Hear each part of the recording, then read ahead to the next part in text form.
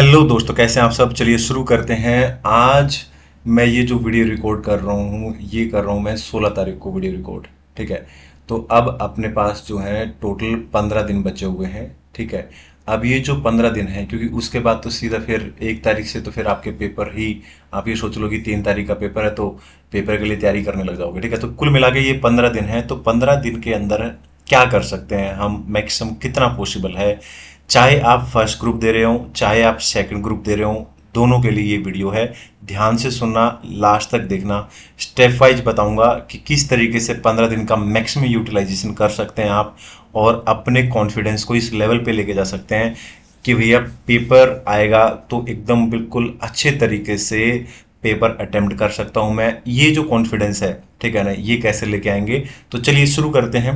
तो सबसे पहले तो आप ऊपर एक पेज ले लेना A4 साइज का, ये सब बातें लिख लेना। ठीक है ना। तो 15 डेज की ये स्ट्रेटेजी है जो हम डिस्कस कर रहे हैं। तो एक सबसे इंपॉर्टेंट बात क्या है यहाँ पे, कंसिस्टेंसी। आप लोग भी ये बात ध्यान रखना कि अब आपके पास टाइम नहीं है। आप अपना एक एक मिनट आपके लिए इंपॉर्टेंट है, तो बिल्कुल वेस्ट नहीं कर सकते आप अपना टाइम। ठीक है। तो लगातार आपको पढ़ना है। ठीक है। ऐसा नहीं है कि किसी दिन आपने नहीं पढ़ा, नहीं अब नहीं चलेगा, अब आपको पढ़ना ही पढ़ना है। अब एक बात ये भी मैं मान के चलता हूं कि ये जो है अपना 15 दिन, इसमें आप रिवीजन कर रहे हो, और वो भी लास्ट रिवीजन। ऐसा नहीं है, ठीक है ना, कि आपने अभी तक सिलेबस नहीं कंप्लीट किया, ठीक है ना, और आप कोई वीडियो देख रहे हो कि 3 दिन के अंदर चमत्कार हो जाएगा, 1.5 दिन के अंदर चमत्कार हो जाएगा, 7 दिन में कुछ हो जाएगा। ऐसा कुछ नहीं होता है। ठीक है ना। ये बात आप भी जानते हैं, अगर आपने 1-2 बार पेपर दिए हैं, ठीक है ना, तो या फिर मेरे जैसे जो सीनियर हैं जिन्होंने काफ़ी बार पेपर मैंने दिए हैं, ठीक है, और मेरे फ्रेंड सर्कल में बहुत सारे, तो मैं अपना एक्सपीरियंस आप लोगों के साथ शेयर कर रहा हूँ। ठीक है ना, कि ऐसा नहीं होता है कि 7 दिन में आप कोई पेपर क्लियर कर दो, 3 दिन में आप पेपर क्लियर कर दो, या कई लोग बोलते हैं कि मैंने 20 दिन में CA फाइनल क्लियर कर दिया। वो बहुत ठीक है ना, हो सकता है कोई एक्सेप्शन हो, ठीक है ना, लेकिन ठीक है, ये पॉसिबल नहीं है। ठीक है। तो अच्छे तरीके से आपने पढ़ा होगा, सारी क्लासेस आप कंप्लीट कर चुके होंगे, और क्लासेस कंप्लीट करने के बाद, चाहे आप फर्स्ट ग्रुप दे रहे हो चाहे सेकंड, तो सारी क्लासेस आप कंप्लीट कर चुके होंगे। उसके बाद एटलीस्ट आप 2 बार रिवीजन ले चुके होंगे। अगर 2 बार नहीं तो कम से कम 1 बार तो रिवीजन ले चुके होंगे। अदरवाइज तो 2 बार आपका रिवीजन हो जाना चाहिए था अब तक। ठीक है। अगर ऐसा हो गया है तो ये आप लास्ट रिवीजन किस तरीके से कर सकते हैं, और अगर कोई कमी पेशी है तो वो किस तरीके से अपनी कमी को आप, यानी कि अपनी प्रॉब्लम या कुछ ऐसा रहता है थोड़ा बहुत, तो वो किस तरीके से आप कंप्लीट कर सकते हैं, वो सब हम यहाँ पे डिस्कस करेंगे। तो सबसे पहले आप ऐसे करके आप नंबर ऑफ डेज में डिवाइड कर लेंगे। ठीक है ना। A4 साइज पे एक तरफ डेट लिखेंगे, दूसरी तरफ डेट लिखेंगे, और यहाँ पे आज 16 तारीख को वीडियो बना रहा हूँ तो 17 तारीख से लिख लेना आप। 17, 18, 19, 20, 23 तक यहाँ पे लिख लो, और यहाँ 31 तक। तो ये टोटल आपके 4 दिन ये हो गए, 3 ये 7 दिन, ठीक है ना, और 4 ये और 4 ये 8, यानी 8 और 7 15। ठीक है। तो 15 दिन अपने पास है। अब सवाल ये उठता है कि मैं पहले तो ये एज्यूम करके चलता हूँ कि मान लो आप सेकंड ग्रुप दे रहे हो, और फर्स्ट ग्रुप या तो आपने पिछले अटेम्प्ट में क्लियर कर लिया है, या उससे पिछले अटेम्प्ट में आपने फर्स्ट ग्रुप क्लियर कर लिया, अब आप खाली सेकंड ग्रुप के लिए अपेयर हो रहे हो। ठीक है ना। तो क्या करना है, और फिर उसके बाद मैं आपको ये भी बता दूंगा कि फर्स्ट ग्रुप पे कैसे एप्लीकेबल होगा सेम प्लान। ठीक है ना। तो मान लो आप सेकंड ग्रुप के लिए अप्लाई कर रखा आपने, ठीक है ना, और फर्स्ट ग्रुप या तो आप क्लियर कर चुके हैं, या आपने पढ़ा था पर अभी लास्ट मोमेंट में जाके लग रहा है कि यार दोनों ग्रुप नहीं दे सकते, एक दे पाऊंगा, सेकंड दे लेता हूँ। ठीक है ना, ऐसा कुछ लग रहा है। तो आइए डिस्कस करते हैं कि क्या कर सकते हैं। ठीक है ना। या फिर 1-2 अटेम्प्ट पहले आपने क्लियर किया था अपना, ठीक है ना, फर्स्ट ग्रुप।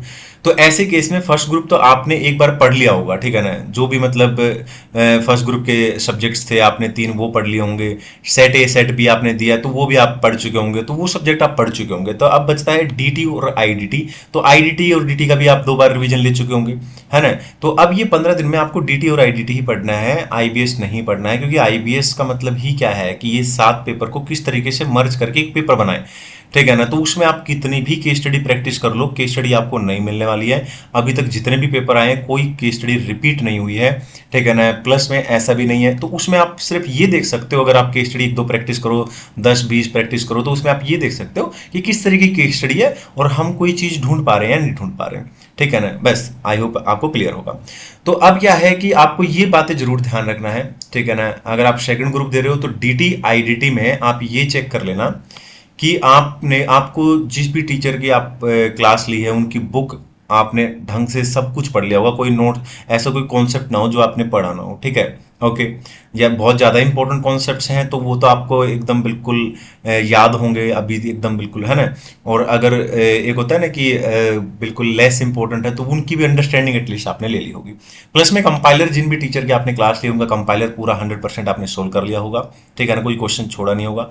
साथ ही साथ आपने ये भी चेक कर लिया होगा, ठीक है ना, अगर नहीं किया तो जरूर चेक कर लेना कि स्टडी मैट जिन भी टीचर की क्लास ली है उनकी बुक प्लस कंपाइलर के अंदर, ठीक है ना, ऐसा तो नहीं है कि बुक में या कंपाइलर में स्टडी मैट के साथ मैच करके देखना कि कोई कॉन्सेप्ट या कोई प्रैक्टिकल क्वेश्चन, ठीक है ना, हो सकता है कंपाइलर में ना डाल रखा हो और स्टडी मैट में हो और पता लगे कि उसी चैप्टर से क्वेश्चन तो आया, आपने पूरा चैप्टर भी पढ़ लिया, ठीक है ना, लेकिन क्वेश्चन स्टडी मैट से आ गया, ठीक है ना। अब आपने कॉन्सेप्ट कितने अच्छे से पढ़ा हो लेकिन अगर आपने उस तरीके का क्वेश्चन नहीं किया हो, गलत करने के चांस ज्यादा हो जाते हैं या फिर पूरे नंबर आने के चांस कम हो जाते हैं, ठीक है, ये बात ध्यान रखना।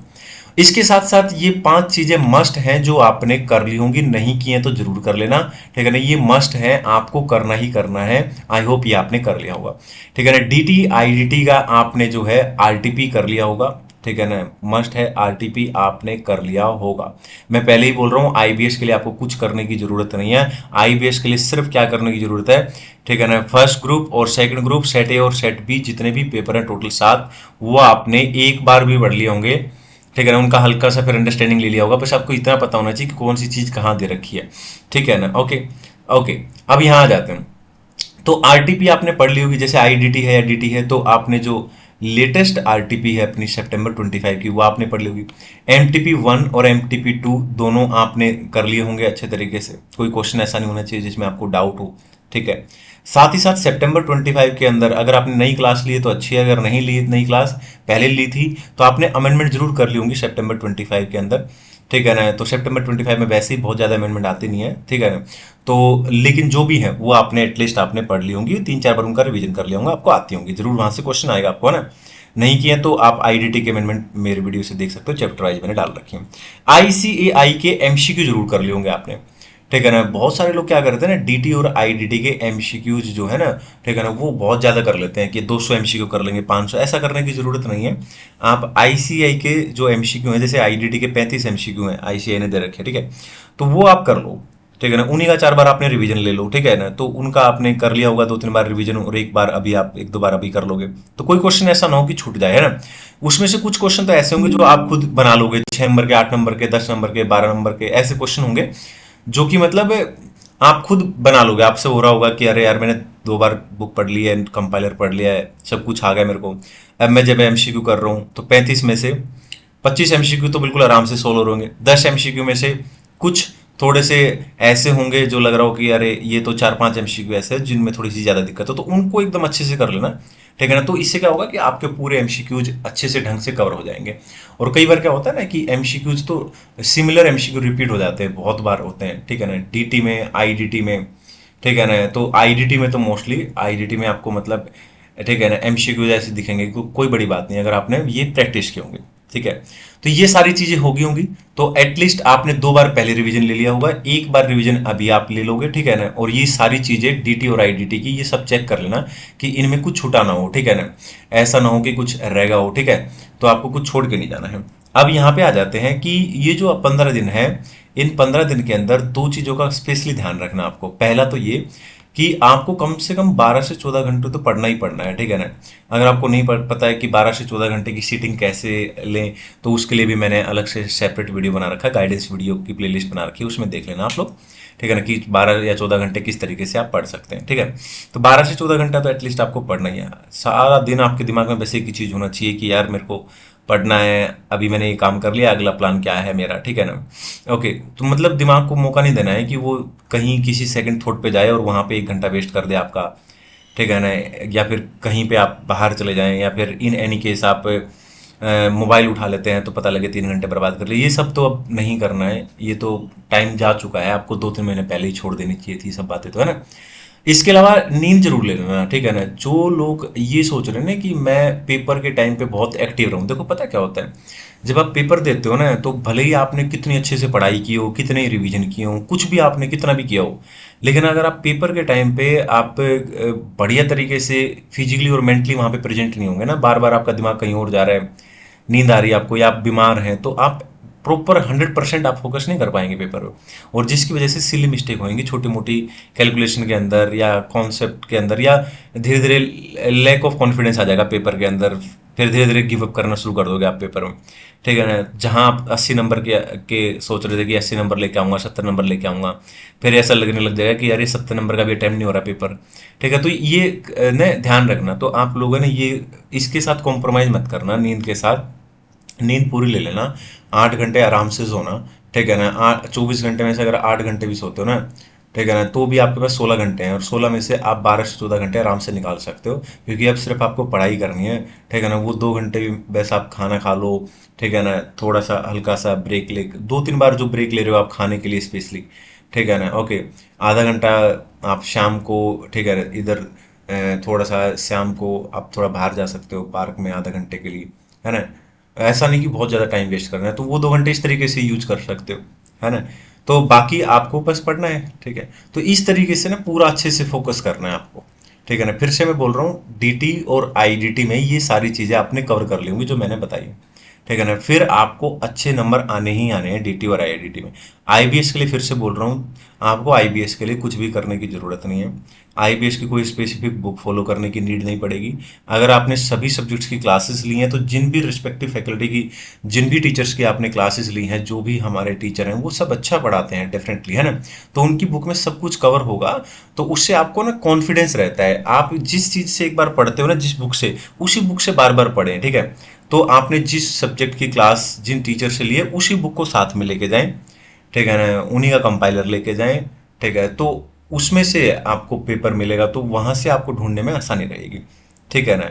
कुछ लोग क्या करते हैं ना, बिल्कुल एकदम लास्ट डे पे क्या करेंगे, स्टडी मेट लेके आएंगे। तो आपको पता ही है, स्टडी मेट के अंदर जब आप एक एक पेज के ऊपर 3-3 4-4 पेज आगे पीछे, ठीक है ना, आप प्रिंट कराते हो, तो वैसे ही उसमें बहुत ज़्यादा कंजेस्टेड हो जाता है और ढूंढना मुश्किल हो जाएगा अगर आपने पहले कभी नहीं पढ़ा है तो।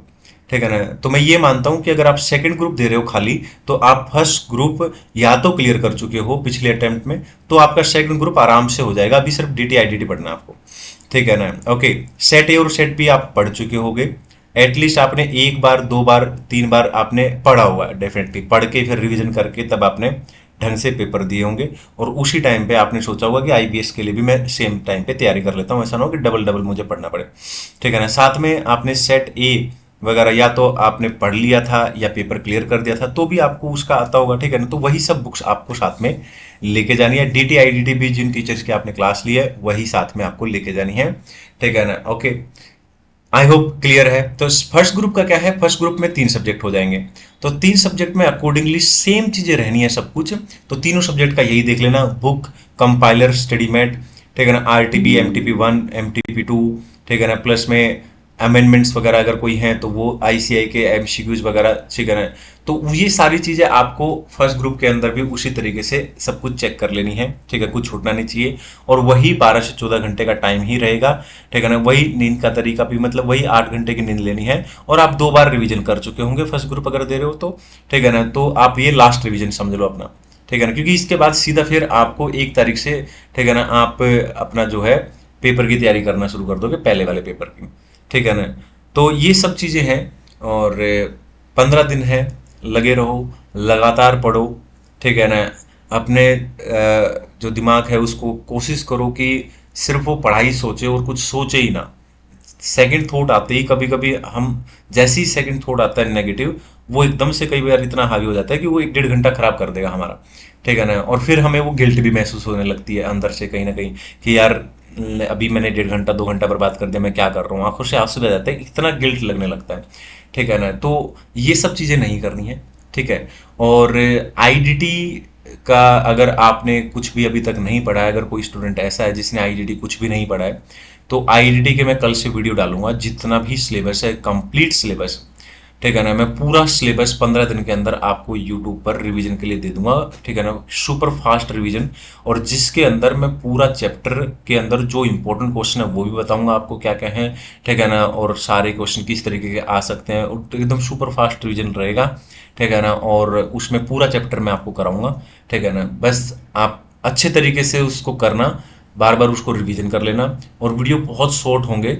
मतलब अगर जैसे 3-3 घंटे की कोई क्लास लेते थे, तो वो 3 घंटे की जो क्लास होती है ना, उसको मैं कोशिश करूंगा कि 15 मिनट 20 मिनट के अंदर कैसे उस चैप्टर को लेके आऊं, ये कोशिश रहेगी।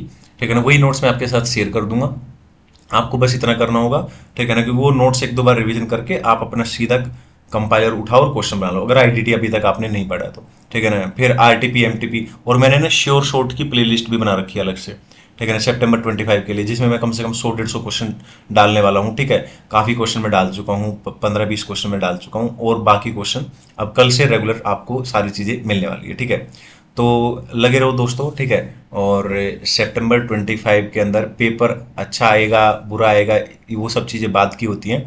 ठीक है ना, जैसे एक प्लेयर होता है ना, वो खेलने गया है तो उसको ना उस खेल का मजा लेना है। ठीक है, तो वैसे ही ना ये पेपर है ना, ऐसे समझो। ठीक है ना, कि इस पेपर को आप जब पेपर दो ना, तो तब आपको बुरा खेलना हो, आप पेपर ऐसे लिखो, आप इतने अच्छे तरीके से प्रेजेंट करो। ठीक है ना, इतने अच्छे तरीके से आपको लगे कि यार 3 घंटे जैसे मूवी देखने का हूँ, इतना अच्छा फील होना चाहिए। बाकी तो रिजल्ट तो बाद में जब आएगा तब की तब देखी जाएगी, फिलहाल आप उस चीज को एंजॉय करो एकदम। ठीक है ना, जब आप डीप स्टडी करते हो ना, तो डीप स्टडी करते हैं और बहुत एकदम, तो स्टडी जब हम पढ़ाई करते हैं ना, वो भी एक तरीके से ऐसे लगने लगता है कि इसमें भी जैसे कि खेल रहे हैं हम लोग। ठीक है, कोई गेम खेल रहे हैं। ठीक है ना, ऐसे ही लगने लगता है। ठीक है, तो ये आपको तभी होगा जब आप कंसिस्टेंसी रखोगे, पढ़ाई लगातार करोगे और लंबे टाइम तक पढ़ोगे। ऐसा नहीं कि आधा घंटा पढ़ा और फिर उठ लिए, 1 घंटा भी नहीं बैठा जा रहा है, 2 घंटे भी नहीं बैठा जा रहा है, ये नहीं करना। आपको कोशिश करना लंबे टाइम तक सीटिंग रखनी है, 5-6 घंटे पढ़ना है, ताकि 1 घंटे के बाद है ना, जो माइंड है ना हमारा, आधा घंटा 1 घंटा लेने के बाद माइंड क्या आता है, और ज़्यादा फोकस करने लगता है, और ज़्यादा फोकस करने लगता है। जब स्टार्टिंग में पढ़ते हैं तो कोई क्वेश्चन हमें एक बार पढ़ा तो हो सकता है 10 मिनट में वो क्वेश्चन थोड़ा सा ये तो, लेकिन धीरे धीरे धीरे करके हम, ठीक है ना, हमारी जो एफिशिएंसी है वो इंक्रीज होती चली जाएगी। फिर हम ऐसे पेज पलटना शुरू कर देंगे। ठीक है ना, तो वो चीज़ करनी है। ठीक है, आई होप क्लियर दोस्तों, और इस वीडियो से काफ़ी हेल्प मिलेगी आपको। ठीक है ना, आज के लिए इतना ही। वीडियो को जरूर लाइक करना और चैनल को सब्सक्राइब करना है, और अपने दोस्तों के साथ ये वीडियो शेयर कर दो। और आईडीटी के लिए अगर आपने कुछ भी नहीं पढ़ा है और रिवीजन करना चाहते हैं तो कल से मेरे साथ जुड़ जाएं। ठीक है ना, आप मुझे व्हाट्सअप भी कर सकते हैं और मुझे कॉल भी कर सकते हैं। ठीक है ना, बहुत सारे लोग कॉल करते हैं मुझे। ठीक है ना, और उनसे उनको अच्छा लगता है तो वो फिर कोशिश करते हैं कि अच्छा, वो डिस्कस करते हैं कि भैया ये चीज़ ऐसी रहेगी, ठीक रहेगी। तो मैं अपने विचार रखता हूँ कि मेरे हिसाब से ये ठीक है, मेरे एक्सपीरियंस के हिसाब से ये ठीक है, मैंने ये देखा है आसपास में, मैंने तो वो सब चीज़ें, उससे काफ़ी हेल्प हो जाती है हमारी। तो यू कैन कॉल मी, और आप मुझे व्हाट्सअप भी कर सकते हो। थैंक यू सो मच, आज के लिए इतना ही। ठीक है ना, और मिलते हैं कल से आईडीटी के, ठीक है ना, सुपर फास्ट रिवीजन के अंदर। आज के लिए इतना ही, थैंक यू।